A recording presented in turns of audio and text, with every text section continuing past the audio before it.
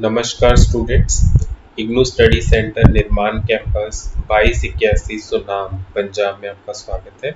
आज हम comparative political science के एक चैप्टर कंपैरिजन ऑफ रेजिम्स में सिविल एंड मिलिट्री रूल के बारे में पढ़ेंगे कि जो नागरिक और सैन्य शासन होता है उसका क्या अर्थ होता है, क्या विशेषता होती है, इसके बारे में हम कुछ बेसिक जानकारी लेंगे।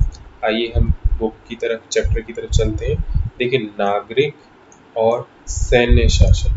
अगर मैं नागरिक की जगह लोकतंत्र लूं तो गलत नहीं होगा, और सैन्य की जगह अगर डिक्टेटरशिप लूं तो वो भी गलत नहीं होगा। इन चीज़ों को समझने के लिए मैंने जस्ट आपको एक बेसिक सा ये ओवरव्यू बताया है कि आप इसको जोड़कर इसके साथ चलें तो आपको बहुत अच्छे से समझ में आएगा। ठीक है, अब बात आती है कि हम इस चैप्टर को क्यों पढ़ रहे हैं। ठीक है, आखिर नागरिक और सैन्य शासन है क्या। तो देखो, नागरिक सैन्य संबंधों के विभिन्न तरीकों की व्याख्या करना। ठीक है, कई राष्ट्र ऐसे हैं जहां पर सैनिक ही पूरे शासन को चलाते हैं, मिलिट्री रूल्स लगा होता है। ठीक है, तो इस तरह की चीजों को समझना कि इनके बीच में क्या ऐसा संबंध होता है कि वो वहां पर शासन करते हैं। सैनिक शासन और उनकी विशेषताओं का वर्णन करना कि क्यों लोग लोकतंत्र, संघीय और दूसरी शासन प्रणालियों को ना देखते हुए इस तरह की सैन्य शासन प्रणालियों को मानते हैं। विभिन्न प्रकार के सैनिक शासन की पहचान करना, जैसे कि आप जानते हो कि म्यांमार में तख्ता पलट हुआ है। अगर पाकिस्तान की बात करते हो तो वहां पर भी अक्सर इस तरह की चीजें आई हैं।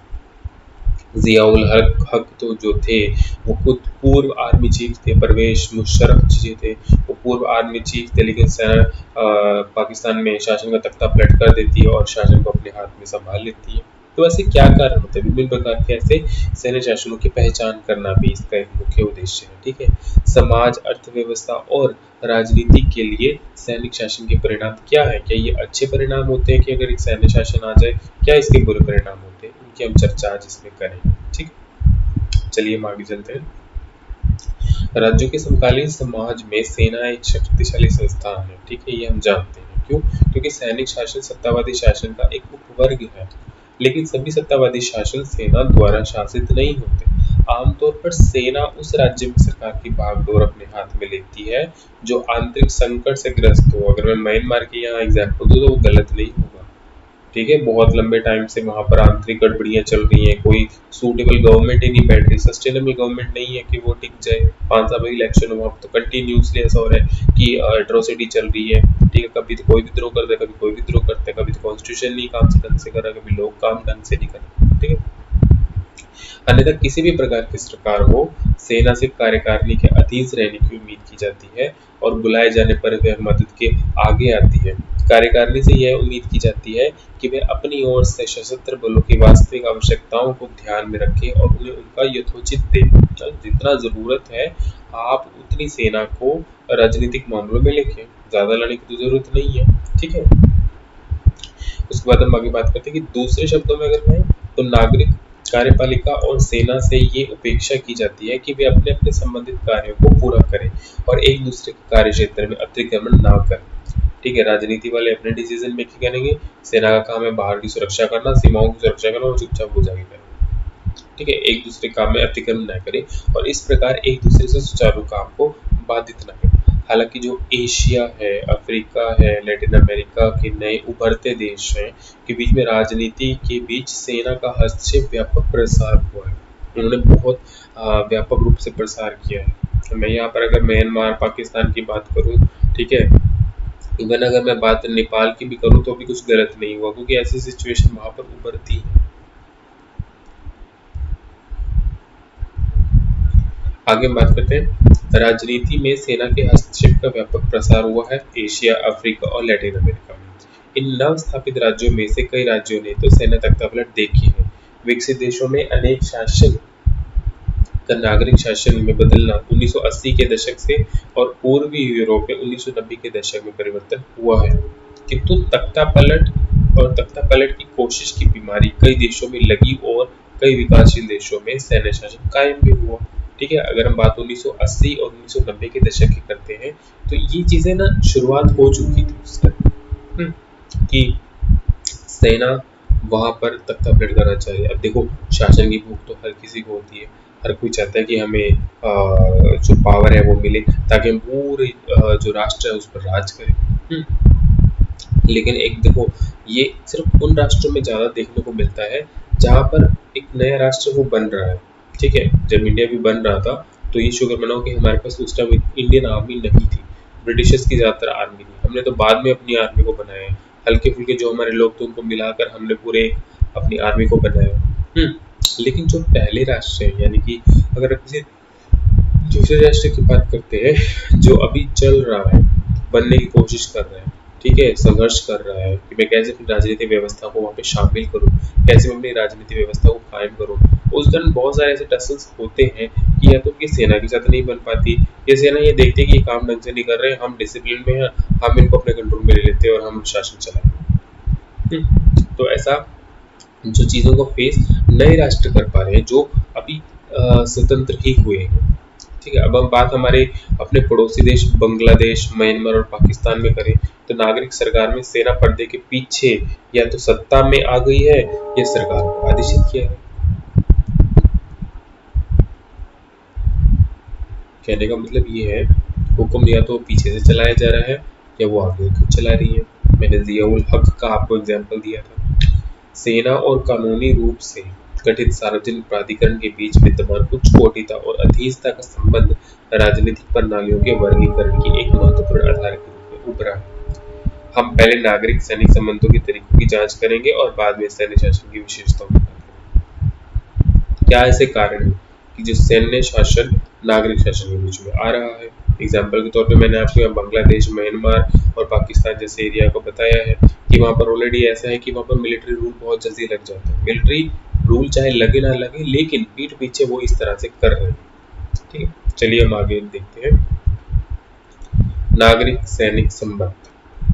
शुरुआत में सेना नागरिकों और नागरिकों के सैन्य संबंध शब्दों की परिभाषा स्पष्ट करना उपयोगी। ठीक है, सैन्य एक मानक परिभाषा राज्य संयोजन के सभी क्षेत्रों और वर्दीधारी सशस्त्र सेवाओं का उल्लेख करती है। यहाँ पर समझाने लायक कुछ नहीं है। एक सैन्य क्या होगा? जिसने ड्रेस पहन रखी है, जिसके पास गन है, जो फुल ट्रेंड है, जो वर्दीधारी है, हम उसको सैन्य कह सकते हैं। ठीक है, अब यहाँ पर उन्होंने जो परिभाषा दी है उसके 3 मापदंडों को भी साझा किया है। युद्ध के हथियारों पर उसका एकाधिकार होगा, उनका प्राथमिक उद्देश्य राष्ट्र, राज्य और उनके नागरिकों की बाहरी सेना के खतरे के खिलाफ रक्षा करना होगा। ठीक है, वे राज्य के यंत्र के रूप में विधि समस्त और वैध है। ठीक है, जो उनको करना पड़े, जो उनको करना पड़ रहा है डिफेंस के लिए, वो करेंगे, वो सैनिक है। ठीक है, अब हम बात जब नागरिक शब्द की करते हैं तो नागरिक शब्द का उपयोग सभी गैर सैन्य सामाजिकता संस्थानों और संगठनों, दोनों राज्य और केंद्र यानी कि विधायकी, कार्यकारी और न्यायिक, तथा गैर राज्य यानी कि राजनीतिक कर्ता जैसे कि राजनीतिक दल, प्रभावी समूह, सामाजिक आंदोलन और नागरिक समाज के संगठन आदि का उल्लेख करता है।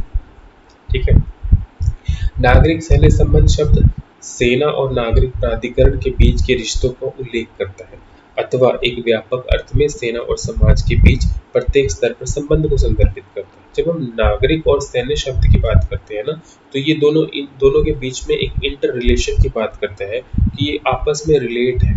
कुछ इस तरह की बात करता है कि जो नागरिक है वो अलग नहीं है, नागरिक किसी न किसी तरीके से तो सेना से जुड़ा हुआ है, और जो सेना है वो बाहर नहीं है क्योंकि वो राष्ट्र की सेवा के लिए, नागरिकों की सेवा के लिए बॉर्डर पर खड़ी है। ठीक है, तो नागरिक और सैनिकों के संबंध अगर हम डायरेक्ट बात करें तो डायरेक्ट हमें नहीं पता लगेगी, लेकिन इनडायरेक्टली हम जुड़े हुए होते हैं। ठीक है, क्योंकि सेना में कौन जाते हैं? हमारे लोग ही तो जाते हैं, है ना। नागरिक होते हैं वही तो सेना में जाते हैं कि नहीं। चलिए अब हम आगे बात करते हैं युद्धोत्तर अवधि में। ठीक है, जब हम बात करें सैनिकों के संबंध की, नागरिकों के संबंध की, तो इसकी थोड़ी सी हिस्ट्री हम जान लेते हैं कि हिस्ट्री में इसका क्या वर्णन होता है। तो युद्धोत्तर अवधि में सेना शासन के रूप में या एशिया, अफ्रीका, लैटिन अमेरिका में कई विकासशील और उत्तर उपनिवेशवादी देशों में राजनीति के प्रमुख कारक के रूप में उभर कर आए। ठीक है, इन देशों में सैन्य शासन की व्यापकता का इस तथ्य से अनुमान लगाया जा सकता है कि पिछले 5 दशकों से द्वितीय विश्व युद्ध के बाद विकासशील राज्यों के लगभग 56% से और 10 लाख से कम आबादी वाले छोटे राज्यों को छोड़कर राज्यों को कम से कम एक बार सैन्य तख्तापलट भोगना पड़ा है।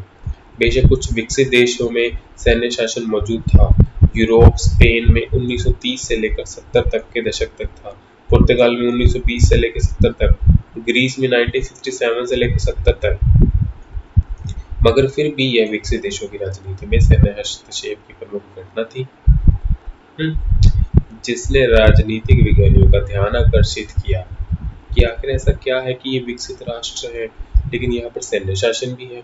हम क्या कहते हैं कि जो सैन्य शासन होता है वो वहाँ आता है जो राष्ट्र नया बन रहा होता है, अभी वो जस्ट बन रहा है, ठीक है, उसको बहुत सारी प्रॉब्लम फेस करनी पड़ रही है, ठीक है। तो इस चक्कर में क्या होता है, आइडियोलॉजिकल कॉन्फ्लिक्ट्स तो होंगे, एक कहेगा मैं सत्ता चलाऊंगा तो दूसरा कहेगा मैं सत्ता चलाऊंगा, तो बीच में जो सरकार जो सेना होती है वो क्या सोचती है, भाई हमारे पास तो पूरी मशीनरी है, इनकी तो मशीनरी अभी बनने वाली है, तो इन दोनों को साइड में करो, मैं ही हो सकता हूँ, ठीक है। तो उनके नागरिक सैन्य संबंधों के बीच मामूली परिवर्तन के तरीकों के आधार पर हम उनको वर्गीकृत कर सकते हैं, ठीक है। अब हम आगे चलते हैं, इनका वर्गीकरण देखते हैं कि कैसे हम सैन्य और नागरिकों के संबंध का हम वर्गीकरण कर सकते हैं। देखो, पहला वर्ग वो है, वे राजनीतिक शासन आते हैं जिसमें सशस्त्र बल काफी हद तक राजनीति से बाहर होते हैं, जिसमें सेना पूरी तरह से राज्य का सहायक तंत्र है। इस वर्ग में भारत और संयुक्त राज्य अमेरिका अच्छा उदाहरण हो सकते हैं। अगर मैं यहाँ बात भारत और अमेरिका की करूँ तो मुझे लगता है गलत नहीं होगा, और यहाँ एग्जाम्पल भी बहुत अच्छी दे रखी है। आप लोग ये जानते हो कि भारत में भी मिलिट्री जो है वो पावरफुल बहुत है, लेकिन वो कभी भी पॉलिटिकली इन्फ्लेक्ट नहीं करती, किसी भी तरह का इंटरवेंशन वो नहीं डालती गवर्नमेंट के डिसीजन में, उल्टा वो गवर्नमेंट के डिसीजंस मानती है। सरकार ने उनको बहुत सारी फैसिलिटीज दे रखी है, सरकार ने उनको बहुत सारी बेनिफिट्स दे रखे हैं, फिर वो सरकार का हुक्म मानती है, लेकिन वो कभी इंटरवेंशन नहीं करती, और ना कभी ऐसी सिचुएशन आई कि जो हमारा मिलिट्री है डिपार्टमेंट है वो सरकार के काम में इंटरफेयर करे। तो ये पहली कैटेगरी थी जहां पर संबंध होता ही नहीं है। यहाँ पर पूरी तरीके से नो रिलेशंस की बात की गई है, समझे। आगे हम दूसरे वर्ग की बात करते हैं। दूसरे वर्ग में वो राजनीतिक प्रणाली है जैसे कि चीन, इराक, जहां सशस्त्र बलों और सत्तारूढ़ दलों के बीच में सहजीवी संबंध होते हैं। नागरिक सैन्य संबंधों का यह तरीका सभी मार्क्सवादी राज्यों में प्रचलित है। यहाँ कहने का मतलब ये है कि जो दूसरी कैटेगरी के लोग हैं, दूसरी कैटेगरी की जो प्रणाली है उसमें जो राजनीतिक प्रणाली होती है, जो नागरिक होते हैं वो सेना के साथ डायरेक्टली संबंध रखते हैं। कहने का मतलब यहाँ पर ये है कि जो सशस्त्र बल होते हैं वो राजनीति में पूर्ण रूप से भागीदार होते हैं। कई अन्य राज्यों में भी सत्ता पर काबिज है, ठीक है, जहाँ वैचारिक तौर पर एकल या पार्टी का आधिपत्य है। इस प्रकार के वर्ग के अच्छे उदाहरण है पूर्व सोवियत संघ और म्यांमार। म्यांमार का पहले भी आप ले सकते हो, आज भी ले सकते हो, प्रेजेंट में भी यही है कि वहां पर सत्ता किसी राजनीतिक दल के पास नहीं, प्राइम मिनिस्टर के पास नहीं, आंग सान सूकी के पास नहीं, बल्कि वहां के जर्नल्स के पास है, ठीक है। तो हमारे आसपास आप ऐसी चीजें देखते ही हो। इसमें आप पाकिस्तान का भी नाम ले सकते हो, नाइजीरिया को भी देख सकते हो, जिन्होंने 3 दशक से ज्यादा तक इस तरह की चीजों को देखा है।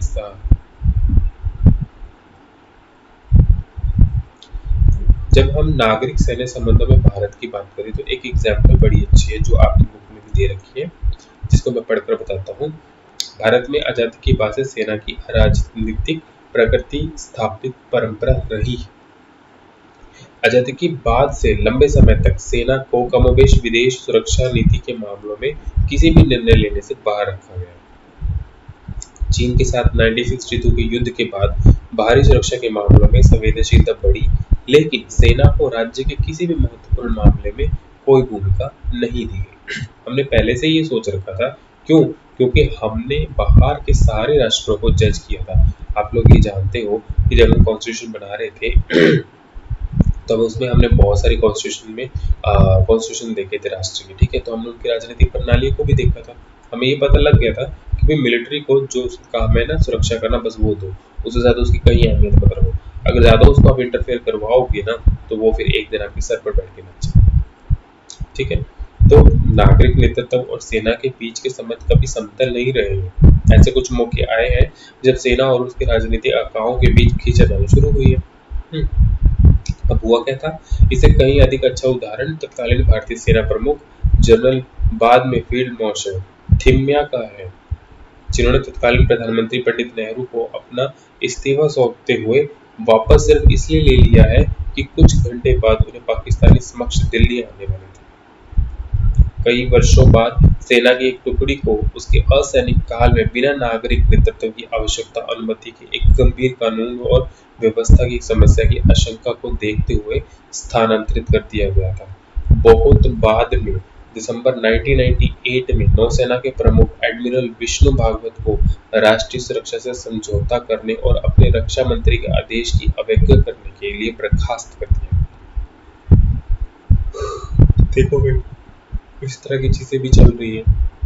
क्या होता है कि जो हमारे इंडिया में इस तरह की सिचुएशन कहीं ना कहीं बननी शुरू हुई थी कि सेना मिलिट्री के बाद जो मिलिट्री होती है वो पॉलिटिकली इंटरवेन करने की कोशिश की, लेकिन उसे जब बोलते हैं ना कि जो प्रॉब्लम अगर हम टाइम पे पहचान लें और उसका सोल्यूशन तभी कर दे तो अच्छा रहता है। यहाँ पर क्या हुआ था, जो एडमिरल विष्णु भागवत है वो राष्ट्रीय सुरक्षा से समझौता और अपने रक्षा मंत्री के आदेश की अवज्ञा करने के लिए तो बर्खास्त कर दिया। एडमिरल ने सरकार के इस फैसले को सुप्रीम कोर्ट में चुनौती दी, लेकिन सुप्रीम कोर्ट ने भी उन्हें सेवा से हटाने के सरकार के फैसले को सही ठहरा दिया। एडमिरल भागवत की बर्खास्तगी के बाद भारत में नागरिक सैन्य संबंधों की सरगर्मी से अब तक का सबसे बड़ा विवादित प्रकरण माना जाता है, क्योंकि इससे सेना को भी एक सीख मिली थी। बेशक सेना के पास बहुत राइट होते हैं, सेना पूरी तरह से ट्रेंड होती है, वो आम नागरिक को बहुत अच्छे तरीके से संभाल सकती है, इवन वो सरकार को भी अच्छे तरीके से संभाल सकती है, पर फिर भी सरकार ने उसे कहीं ना कहीं किसी न किसी रूप से नियंत्रित किया हुआ। वास्तविक बर्खास्तगी और बर्खास्तगी से पहले के दिनों में सेना और नागरिक सरकार के बीच तीक्ष्ण कहासुनी देखी गई। इस प्रकरण ने देश के इस विषय पर बहस को प्रेरित किया कि हालांकि इस बहस के परिणामों को अपने आप को ठोस शब्दों में व्यक्त करना अभी बाकी है। इसे नागरिकों की या नेताओं की या नौकरशाहों की या सशस्त्र बलों के दैनिक कामकाज के मामलों में संबंधित नियंत्रण की सीमाओं की गंभीरता से जांच करने का अवसर प्रदान किया। उस समय यह तर्क दिया गया था कि नागरिक शासन अंग को नीति और राजनीतिक उद्देश्यों को परिभाषित करना चाहिए और वह सेना के लागू करने के लिए हो। सशस्त्र बलों के दैनिक परिचालन में हस्तक्षेप उसके अनुशासन को खतरे में डाल देगा और उसकी दक्षता का भी नाश कर देगा। इसका कहने का मतलब ये है कि यहाँ पर सरकार अपना फैसला बता रही थी, अपने तर्क दे रही थी, और वहां पर जो सैनिक थे वो अपना तर्क दे रहे थे। वो कहते थे कि पॉलिटिकल वाले हम पे इंटरफेयर ना करें, लेकिन पॉलिटिकल वाले कहते हैं हम इंटरफेयर करेंगे क्योंकि आपके पास पावर ज्यादा है, आप कहीं हमें ही ना खा जाओ। ठीक है, विष्णु भागवत का जो केस था उसको इनडिसिप्लिनेंसी के तौर पर हटाया गया था कि देखो अनुशासन है, तुम्हारा सीनियर है, रक्षा मंत्री है, तुम उसकी बात मानो। वो कहते मैं क्यों मानू भाई, अगर बाहर अटैक हो रहा है और मैं यहाँ इसको सैल्यूट मारूं, वो कहता मैं तो बाहर जाके लोगों की मदद करूंगा ना। तो इस तरह की चीजें होती हैं। वो लोग अपना तर्क दे रहे थे, यानी कि सेना अपना तर्क दे रही थी, और यहाँ पर जो हमारी मिलिट्री के ऑपोजिट थे, यानी कि जो पॉलिटिकल पार्टीज थी, जो लीडर्स थे, वो अपना तर्क दे रहे थे। लेकिन कहीं ना कहीं यहाँ पर एक चीज दिखाई गई है कि किसी न किसी तरीके से ये जताने की कोशिश की गई थी कि सेना को किसी भी तरह कंट्रोल किया जाए। अगर सेना कंट्रोल से बाहर होगी, अगर इस टाइम वो केस जीत जाता है विष्णु भागवत, तो एक तरह से राजनीतिक धब्बा बढ़ जाता भारत सरकार के ऊपर। लेकिन हम बोलते हैं कि सरकार के पास पूरी पावर है, सरकार अपने को ऊपर रखना चाहती है, इसलिए वो मिलिट्री को दबा के रखती है, क्योंकि उसने विश्व में देखा है कि जो अगर तख्ता पलट होता है तो देश का संचालन ही नहीं हो पाता। ठीक है, अब हम अगर आगे बात करें, यहाँ पर एक और एग्जांपल दी है। दिसंबर 2019 में जनरल बिपिन रावत को पहला चीफ ऑफ डिफेंस स्टाफ के रूप में नियुक्ति की। देखो, मंत्रिमंडल के साथ अगर अच्छी नीतियां बना के रखो और अच्छा तालमेल बना के रखो तो आपको उच्च पदवियां तो मिलती है, ये पुरानी बात है, कोई नई बात नहीं है। 2019 में जनरल बिपिन रावत को चीफ ऑफ डिफेंस स्टाफ बना दिया गया। ठीक है, जबकि यह ध्यान रखना महत्वपूर्ण है कि भारत में सशस्त्र बलों के सेवानिवृत्त अधिकारियों को जनप्रतिनिधि के रूप में नियुक्त किया जाता है।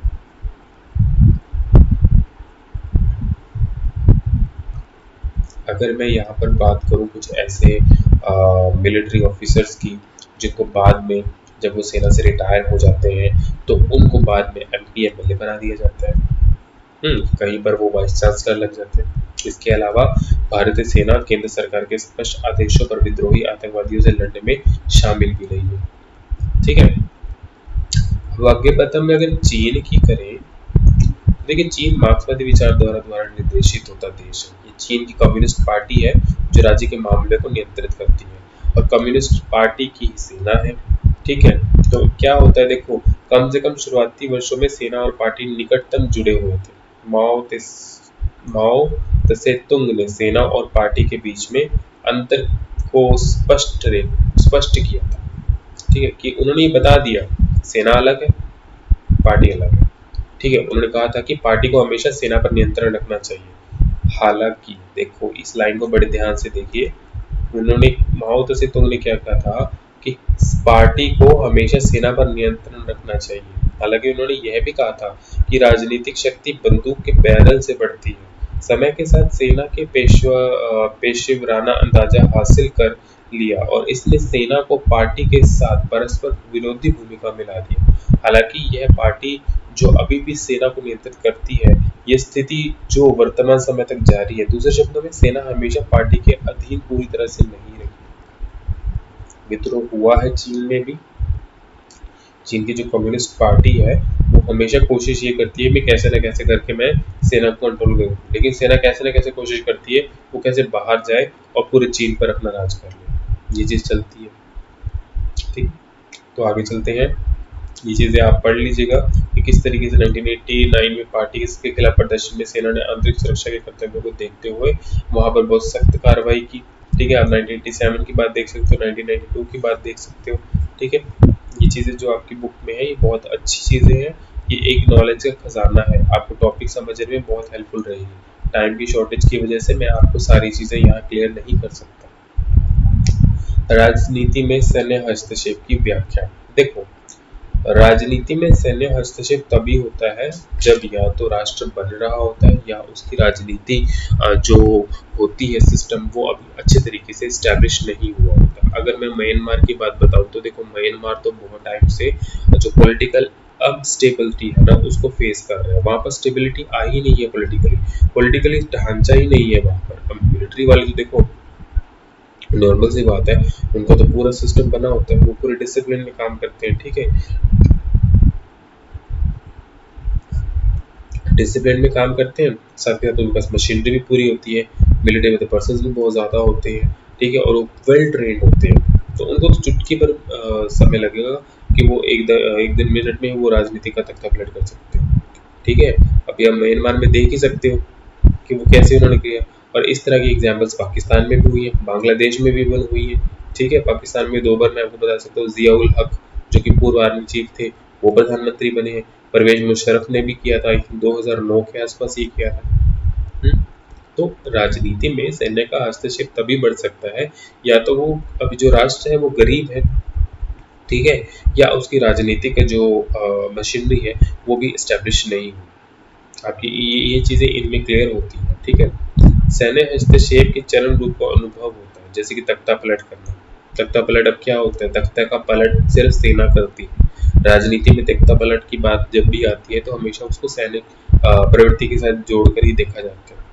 ठीक है, यहाँ पर एक बात लिखी गई है, विकासशील देशों में सेना की राजनीतिक भूमिका को समझाने के लिए अन्य कारकों की भी पहचान की गई है।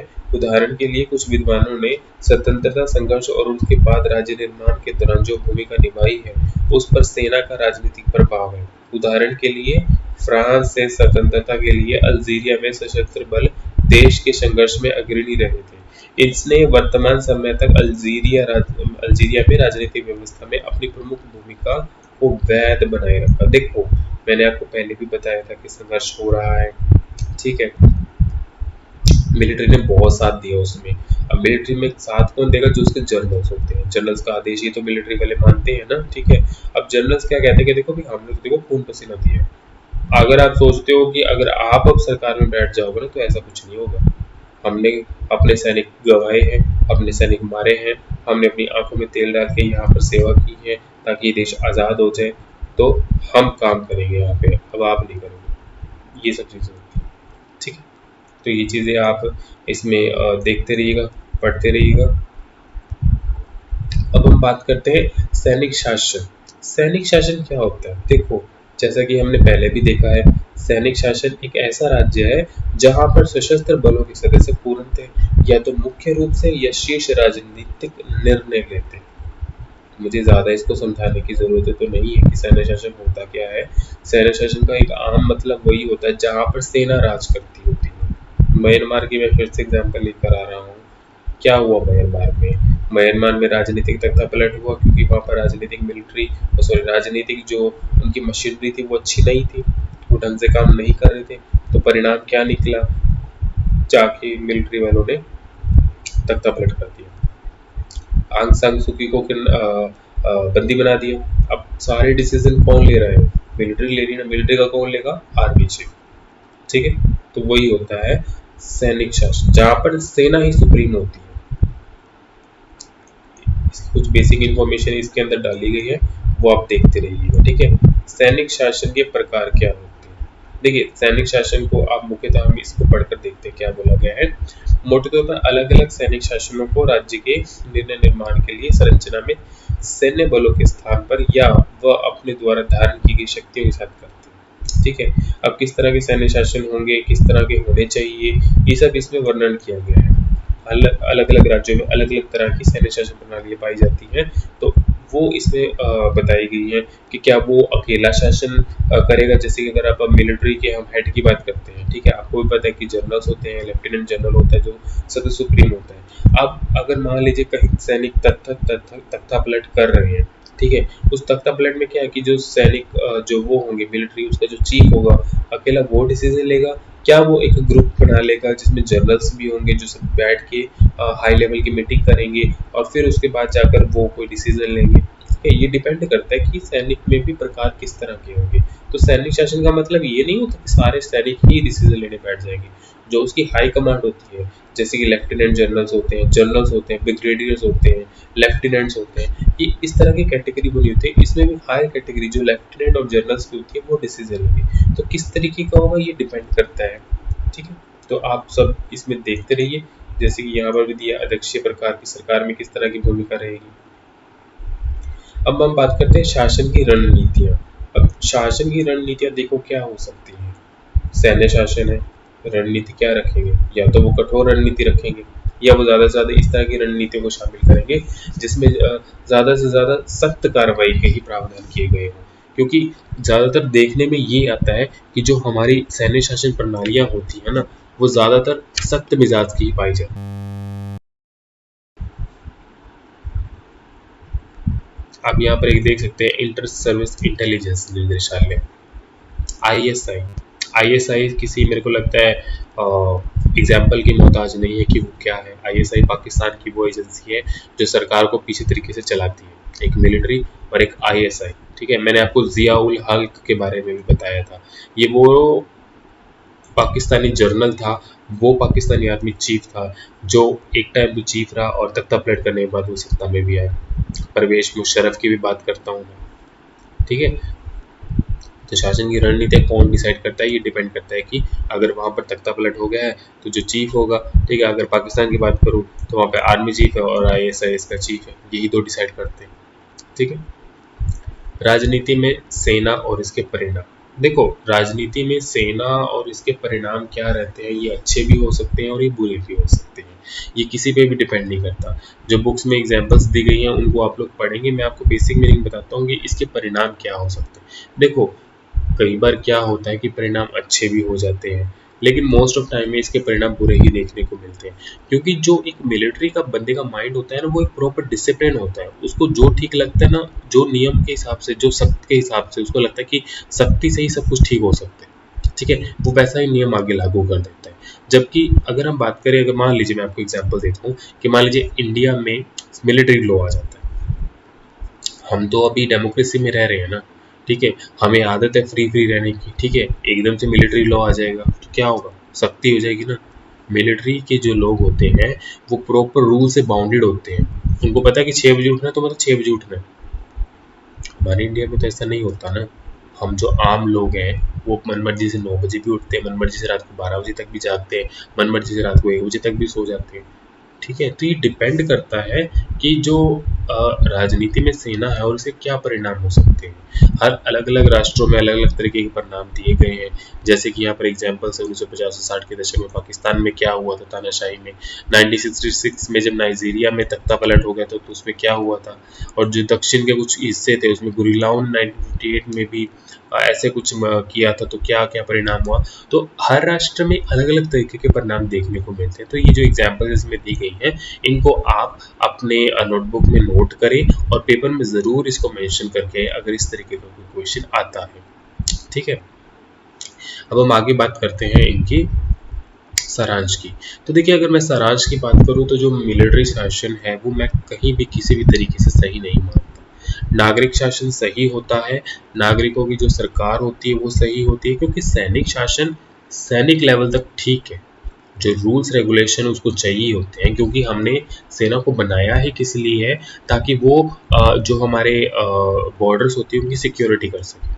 ठीक है, वो शासन करने के लिए नहीं बना। लेकिन जब कोई अनवांटेड चीज़ वांटेड चीज़ में आ जाती है तो उससे ना पूरी सिस्टम बिगड़ जाता है। ठीक है, अगर मैं सैन्य शासन की बात करूं तो वो कहीं मायने में ठीक नहीं होता। ठीक है, जो नागरिक होते हैं, जो हम वोटिंग की बात करते हैं, लोकतंत्र की बात करते हैं, विचारधारा की बात करते हैं, वो सही होता है क्योंकि वो राजनीति के लिए बने हैं, राजनीतिक दल राजनीति के लिए बने हैं, ना कि जो हमारी मिलिट्री है वो राजनीति के लिए बनी। ठीक है, वो कहते हैं ना दोनों के काम बटे होने चाहिए। जैसे अमेरिका में राष्ट्रपति शासन में क्या होता है, राष्ट्रपति अलग है, ठीक है, और जो हमारी उनकी कार्यपालिका होती है वो अलग है, और जो उनकी विधानसभाएं होती है सेनेट और लोअर हाउस वो अलग है। दोनों अपने अलग अलग काम करते हैं। अलग अलग काम करने के बाद ठीक है, आपने एक दूसरे को कोई नहीं, चलो ठीक है हमने डेवलपमेंट का काम कर लिया, चलो राम भरोसे अब सो जाओ बस, ठीक है, कल बात खत्म। ठीक है, तो ये आपके नागरिक शासन और जो आपके सैन्य शासन की उसके ऊपर एक छोटा सा लेक्चर था। आई होप आपको समझ में आया होगा। इसी से मैं अपने शब्दों को विराम देता हूँ। जय हिंद।